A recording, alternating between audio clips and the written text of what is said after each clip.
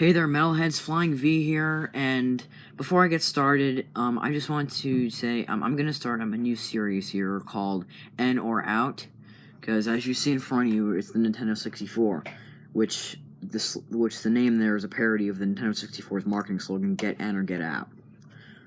If you were a kid in the mid-90s, you know what I'm talking about. Or the late 90s, whatever the case may be. I'm going to do as many videos as I can on this series. This series was inspired by Adam Korlick's Keep Dreaming series. Link is in the description below to his channel. Pretty awesome guy. So, that said, let's get started. It's going to be a review of the Nintendo 64 console. If you don't know already, the Nintendo 64 was Nintendo's third home video game console, released in 1996 in Japan and North America, and 1997 in Europe and Australia. It had a total of 388 games, and was the, I think it was the fourth most successful Nintendo console produced, selling 32.93 million units, which is okay. It's not the best, but of course it was outsold by the PlayStation by almost 70 million units. You know. So anyway, of course, here's the console. Simple, the front, the side, the other side, the back. Of course, that's where the audio video cord would go. That's where the power cord would go.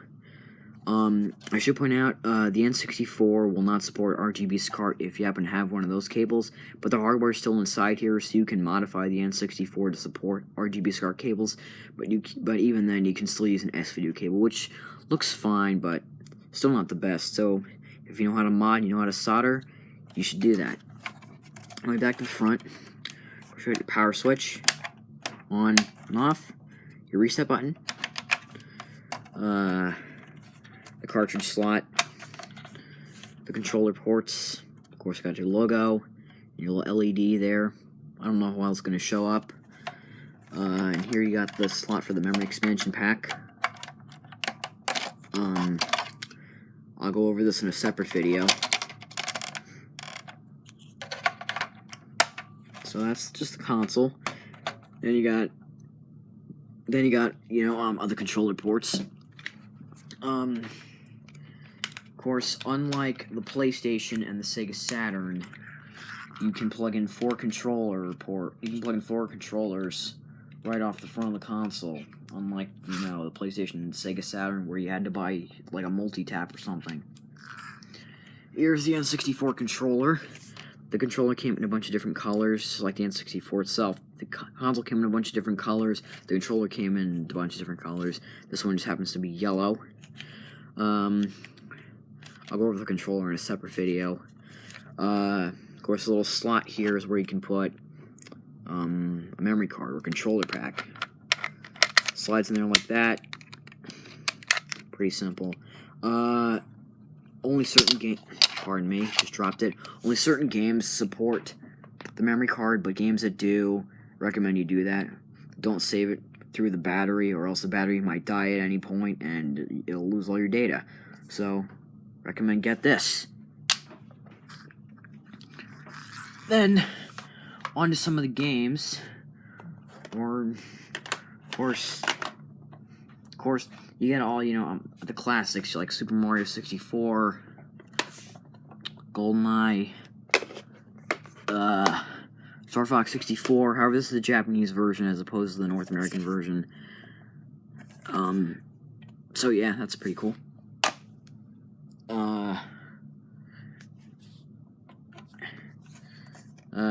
There's also some lesser-known games like California Speed and Army Air Combat.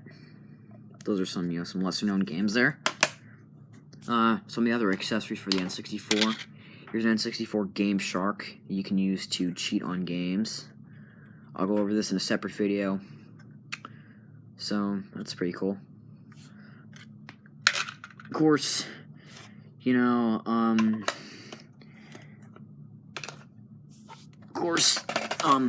the games, let's go in there like that. Pretty simple, go in there like that, come out very easily. So, yeah. So,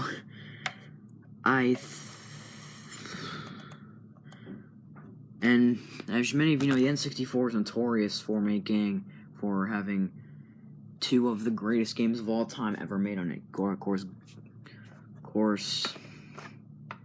let me get it here.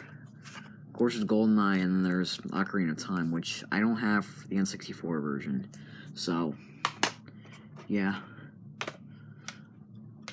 Anyway,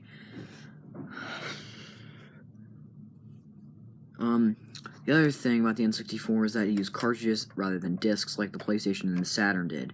And a lot of third-party developers were angry at them for doing that, because mostly because cartridges could only hold 8 megabytes of storage, unlike discs, which could hold like hundreds of megabytes. Probably, I think at most it could probably hold probably 500 meg. I don't know for sure.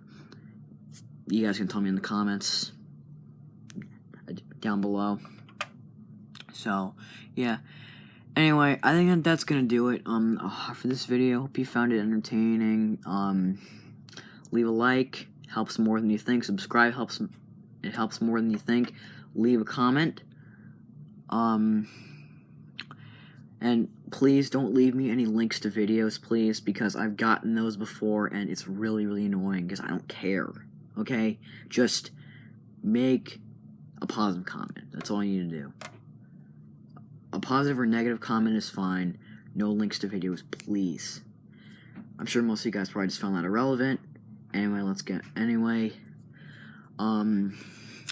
I said before, some of the things that I talked about, I'm gonna go over in a separate video.